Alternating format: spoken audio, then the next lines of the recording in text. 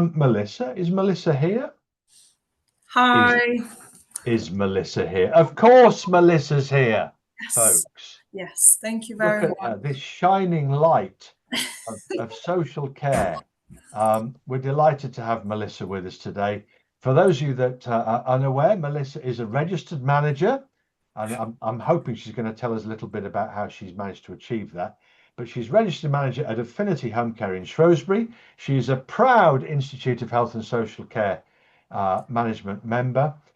She's legally responsible. So this is the registered manager bit. If any of you were not understanding exactly what a registered manager does, it's a statutory legal responsibility for you to run the home safely and to the required standards that are laid down.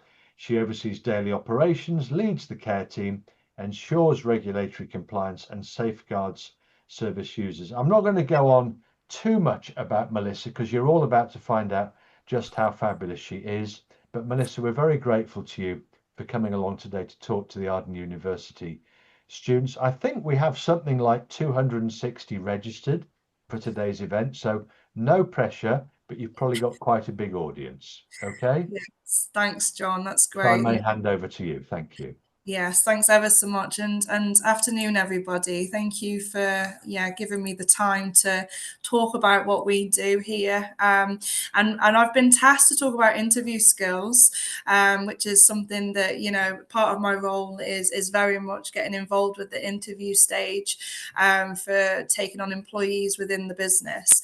And I'm not going to sort of say that I am a complete expert in it either. It's just what works well for us within Affinity.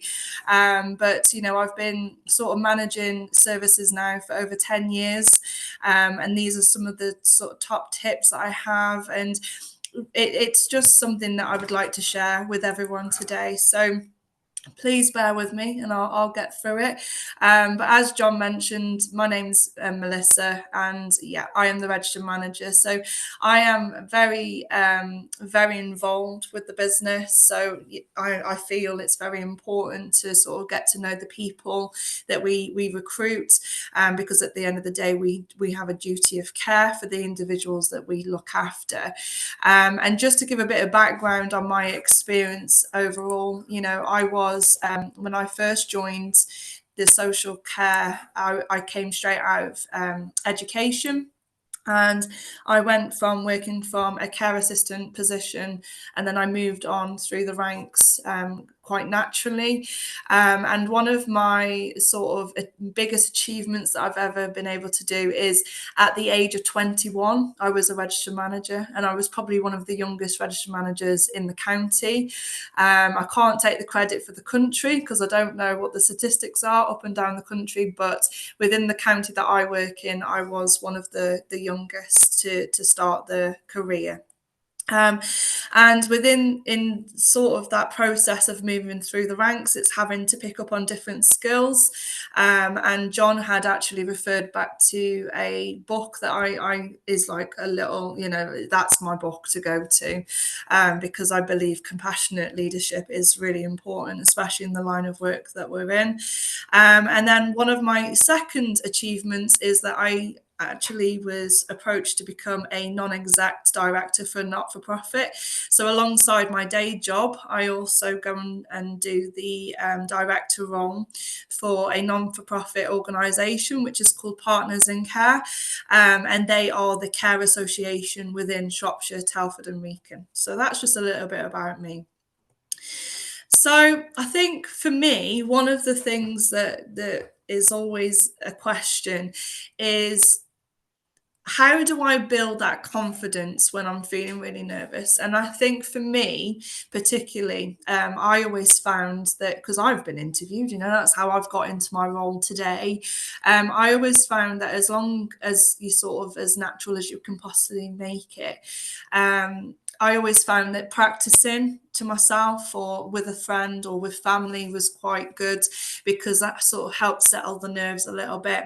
But I always find that controlling your body language is really important. And what I mean by that is, how are you sitting up? Are you sitting up straight? Are you smiling? Are you involved? Because actually body language is something that we pick up on during that interview process. And if someone isn't smiling at me, I start to sort of wonder, what is the feeling we're getting? First impressions makes a big difference. But I also find that, when I get a little bit nervous in particular, I tend to talk really quickly because I just want to get the point out there, and I just want to be able to be like, that's it, done, finished. So I always find that the tip that I would give to people is just slow it down. At the end of the day, you've got time allocated for that interview, and use that time. Take your time. Take a breath. Pause if it's needed, and use that calm, steady tone. You don't want to sort of be angry or sad, and you don't want to portray that during your interview. I always find positive self-talk is a really good point as well. I find that we're really good as human beings to be really negative about ourselves. Will I mess this up? Am I going to be good enough for this role? And actually, talking to yourself during, your journey towards the interview, before the interview, you can do this. Sort of gets you in the right mindset.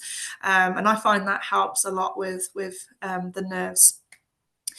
I also think as well, dressing up for the occasion. So I've had interviews in the past where people have come in, and they look like they've been dragged out of bed, and I'm starting to query what they're here for. If they come to the right meeting. And actually, when you start to dress up and make yourself, sort of part and parcel of the conversation, you find that you start to relax a little bit more. And I always encourage people to be, comfortable. So, I tend to ask people, I'm not expecting you to turn up in a suit as such. If you're coming in as a care assistant, for example, then, just come on in nice and comfortable, as long as you're smart and clean. That's the best thing for us. Being honest, at the end of the day, if you are feeling nervous, just tell us that you're feeling nervous.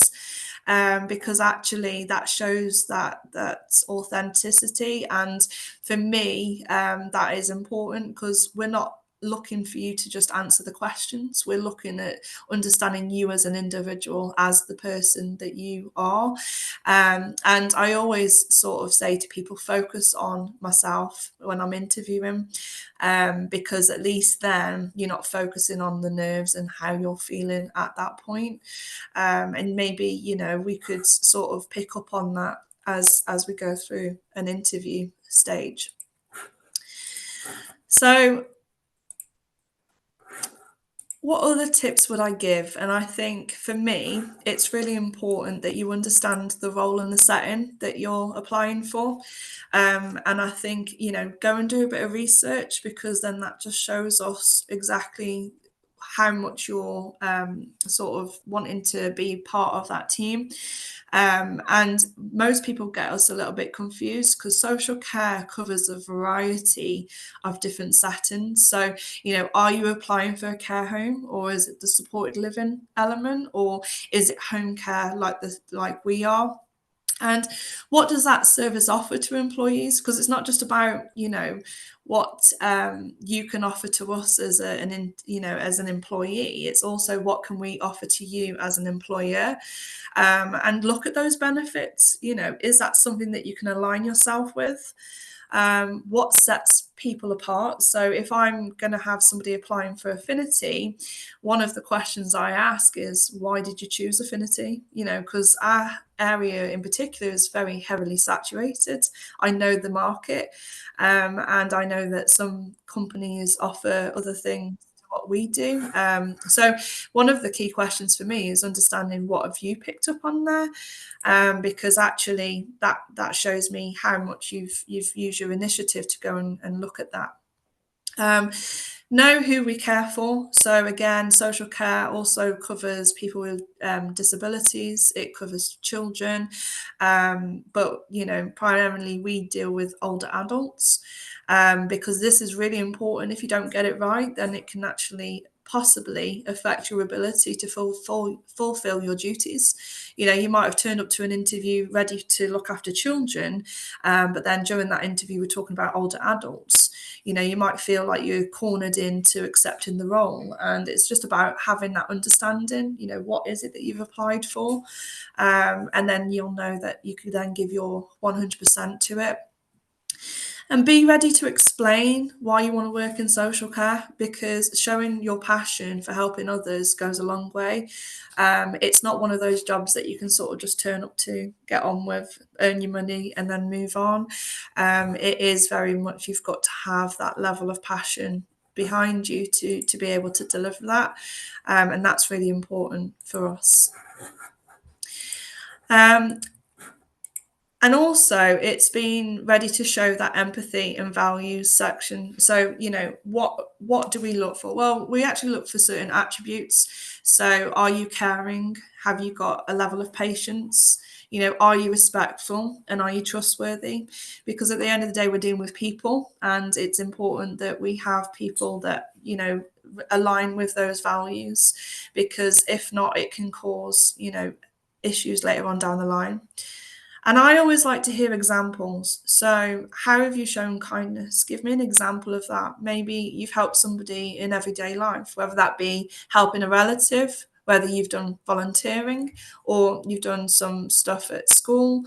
These are the sort of things that we are keen to hear, because then it goes back to how you can evidence that empathy, and how you then align with the values of the business. So what are some of the common questions that we ask? Well, actually, this is from our perspective, but 9 times out of 10, there is a common theme in terms of interviews. But some of the ones that we ask are around, why do you want to work in care?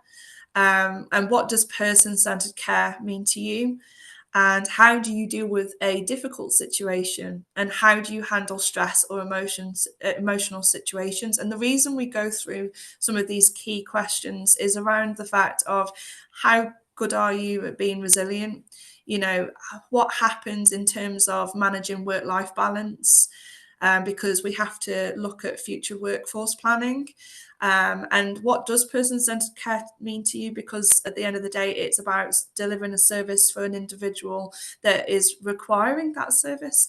So what does it mean to you? And why do you want to work in care? What is the main goal? You know, my main goal was never to be in management, but here I am. I've made a career of it. So it does sort of take you down different paths, and we are eager to learn that, to then be able to give you that support, you know, during your employment with Affinity. The next thing I would say is showing willingness to learn, because no matter in what sector you're in, to be honest, it is a matter of every day is a learning day. And for me, one of the things that I like to hear about is people wanting to contribute to personal development. Because at the end of the day, we're never going to be, you know, the masters of every skill. However, being willing, you know, having that willingness to learn goes a long way, because then it shows that initiative. And I just want to sort of reassure everyone that it's okay not to have lots and lots of experience, but for me, showing that keen willingness to learn, taking on feedback and following instructions is really, really important. And, you know, you being able to mention any relevant courses is important. You know, have you done placement experience? We support students on their work experiences here. And that to me is already like a big green tick, because then I'm thinking, gosh, you are putting your time out there, and you're willing to work with us, and that is absolutely fantastic, because that's also classed as volunteering. So these sort of things that are relevant to the role are really key during the interview process. And any school projects, so even if you haven't been at work, you know, even if you did a project within school, I'm all ears. Like, I'm happy to talk about that, because then I'll understand and actually pick out those transferable skills. And it's important, no matter, you know, what interview you go to, that is really important. And I always like to sit in the hot seat. So asking questions at the end is fantastic. I look forward to that bit, actually, because I think, you know, you get through an interview and you've asked all the questions and it feels like the hot spotlight is on you as a person. But actually, I sort of help relax that interview by saying, right, you're now going to put me in the hot seat. I've asked you all the questions that I need to ask. Now it's your turn. And I actually get a little bit sort of disappointed when people go, you know, I haven't got anything to ask you, because then I think, crikey, I wouldn't have given you all the information during that interview. And it's your opportunity to ask about training. What support do the team receive? You know, what does a typical day look like? Because at the end of the day, you're committing yourself to that role. And this also shows me that you are genuinely interested. So it's really important to get prepared for that interview.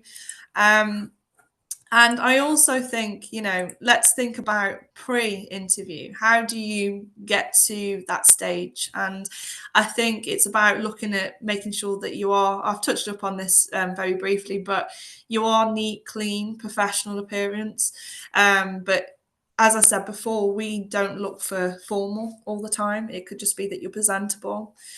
And I always take my hat off to those that arrive early, because if you arrive sort of 10 to 15 minutes early, then I'm good to go. It means that you are, you know, taking my time seriously as well as yourselves. And that sort of gives that respectful behaviour, which we really look out for.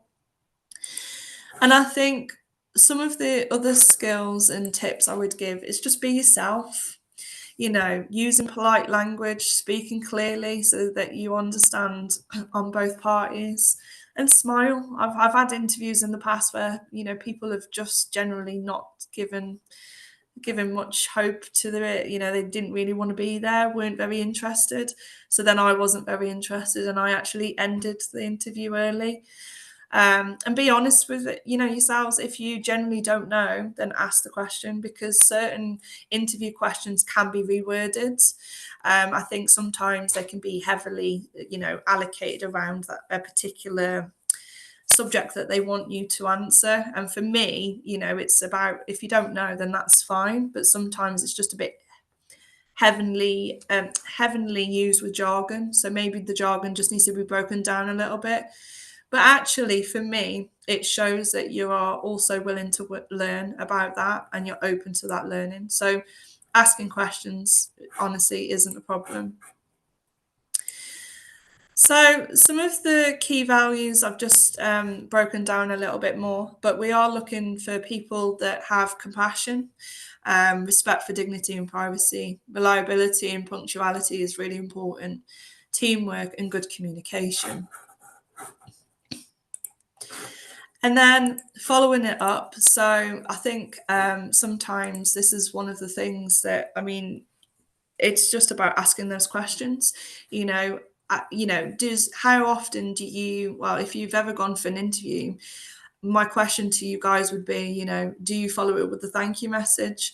Because actually that leaves me a great impression, because then it shows that actually you're following that up in a polite way. And I've just put an example there. You know, thank you for the opportunity to the interview today. I appreciate learning more about the role in the team, and I'd love the chance to contribute, because that actually sets you aside from others that don't do this. And that for me sort of puts it back onto the radar. And then I've put together a little bit of a checklist. So before the interview, researching the company, because you'll get a copy of these slides. So I've just made it a little bit easier. But yeah, just researching the company and the role, know what you're going in for, you know, prepare answers using that STAR method that was mentioned in the previous presentation. We do the same. Think of real life examples, you know, something that's going to hit people at the core. And I always think heartfelt, you know, situations are pretty much in there, because you can then sort of empathize with that. Plan on what you're going to wear, you know, get it ready, you know, ready for the day, and double check the date and time and location, because even if you're not sure, then ask them to just clarify that. And that would be helping you along the way. And then on the day, as I say, it's just about arriving 10, 15 minutes early, bringing a copy of your CV or any documents. So those documents could be, you know, certificates. It could be anything that you think is appropriate for that role. Greet your interviewer with a smile, shake the hand. Or if you don't feel comfortable with doing that, just standing and being in front of that individual, it could be a big sort of tick box for me. And listening carefully, so taking a deep breath before you answer, don't be reactive. Just take your time and speak clearly and positively. And then also show enthusiasm for the role, let them see your passion for helping others, because that is... Marry me. Marry her. Oh, sorry. Oh, gosh, sorry. So when we're using the STAR method, I've just broken it down a little bit more clearer here. Situation, what was happening, what was your responsibility, how do you do that, and what happened as a result of the actions. So again, it just gives you a bit of a clearer picture on how to deal with the STAR method and how to put that into practice. And then last but not least, guys, most interviewers are very, very much around the fact of they're not expecting you to be perfect. They're just expecting you to be you. So be yourself, be honest, be professional, stay positive. We're not looking for that perfection, and we're looking for somebody that is trustworthy, willing and ready for the role, whether that be for care, whether that be for any other role that you apply for. And I think that is something that you sort of need to just remind yourselves that it's okay. We're both human beings, and you can ask for further support. There is no harm in doing that. It's not going to taint anything. And just be yourselves. That's all I can ask, is that just be very much up there, because at the end of the day, it does sort of, we can pull that information out, as in terms of skill set. And that's what we look for in particular. So I hope that's been pretty useful for you guys, because that's the end of the presentation. But yeah, I think we're pretty much up there. Is there any questions or any further comments you'd like me to comment on there? Melissa, that's just been sensational. There's so much going on in the chat that you've probably not been seeing while you've been taking us through the presentation, but that was so grounded. It was so practical, so sensible. I've learned a little bit myself actually there. Not that I'm after a particular interview anytime in the immediate future, but there was some. I hope all of you students at Arden understand just how valuable that's been. That's from somebody who's been there, seen it, done it, and these days is actually responsible for interviewing potential employees. Melissa, box office, faultless, distinction, 10 out of 10, all of those kind of things. Would anybody like to ask Melissa a very quick question in the live, as it were?